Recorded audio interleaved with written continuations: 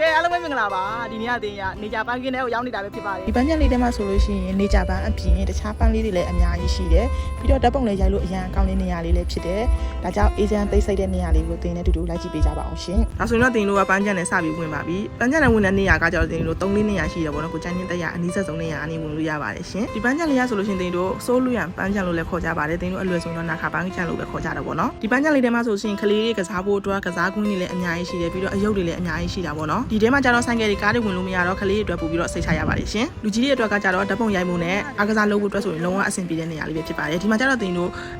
ပန်းမျိုးစုံလေးတွေပွင့်တာလည်းအများကြီးရှိတယ်ပေါ့ပန်းမျိုးစုံဆိုတာတင်တို့တခြားပန်းထက်ကိုစက္ကူပန်းလေးတွေဆိုလို့ရှိရင်အယောင်စုံလေးတွေကိုတင်တို့တွေ့ရတာဖြစ်ပါတယ်ရှင်စက္ကူပန်းဆိုရင်သူကတပင်လုံးပွင့်တာဖြစ်တဲ့အတွက်ဓာတ်ပုံရိုက်တဲ့ခါကျလို့ရှိရင်အယောင်လာပါတယ်ရှင်ပြီးတော့ဒီမှာကငူးဝပန်းလေးဆိုလို့ရှိရင်လည်းအများကြီးရှိပါတယ်ရှင်တကြံလည်းရောက်နေပြီဆိုတော့တင်တို့ဗတောက်ပန်းလေးတွေကလည်းပွင့်နေပါပြီဗတောက်ပန်းကဒီထိုင်းမှာနည်းနည်းရှားတာပေါ့နော်အဲ့ဒါဟိုတလောတော့ကတင်တို့မိုးရွာတာတယ်ဆိုတော့ဗတောက်ပန်းလေးတွေပွင့်နေပါပြီတကြံအောင်တော့တင်တို့တတိယဝါတော့ပေါ့နော်ဒီမှာကျတော့ဗတောက်ပန်းကိုတိတ်ယူမခူကြတဲ့အတွက်တနေ့ကုန်လုံးလှနေပါတယ်ရှင်အခုကတင်တို့ကအဝင်ဝါနေပြီးတော့မှဟိုးဘက်ချံနေကြပန်းကင်းဘက်ချောင်းသွားမှာဖြစ်ပါတယ်အဲ့ဒီဘက်ကျတော့နေလမ်းလျှောက်ရတဲ့ဆိုင်ကယ်တွေကားတွေဝင်လို့မရအောင်ဆိုတော့လမ်းလျှောက်ပြီးဝင်လို့ရပါတယ်ဒီမှာကျတော့သစ်ပင်သေးရည်အရန်ကောင်းတာဖြစ်တဲ့အတွက်တင်တို့အပြင်အောင်းနေလမ်းလျှောက်ဝိုင်းနေအရန်မပူဘူးပေါ့နော်ပြီးတော့ဒီမှာကငါးကန်နေဆိုလို့ရှိရင်လည်းအများကြီးရှိပါတယ်ငါးစာကျွေးမဲ့ဆိုလို့ရှိရင်လည်းကျွေးလို့ရပါတယ်ဒီမှာညနေပိုင်းလေးဆိုလို့ရှိရင်အားကစားလည်းလုပ်ကြတယ်ပြီးတော့ငါးစာလည်းကျွေးကြတာပေါ့နော်ရှင်ဒီမှာဓာတ်ပုံတွေပါလေးရလို့ရှိရင်တော့ရှယ်မိုက်တာပွင့်သူအကြီးကြီးပဲကြာအနာမနေကြပိုင်းဝါအရန်နဲ့မှဓာတ်ပုံကြပါတယ်ဝါတရက်ကျော်ကြီးဒီမှာအနာမှာဝေါတကယ်အရန်မိုက်တယ်နော်ဒီနေရာလေးရဒီဘက်မှာရှိတယ်တွေ့လားဒီချိန်ကလူရှင်းနေဆိုတော့တင်က AC လေးလိုက်ရိုက်လို့ရပါတယ်ကြည့်ပါနားမှာလက်ရှိတစ်စုံပဲဒီဝေါ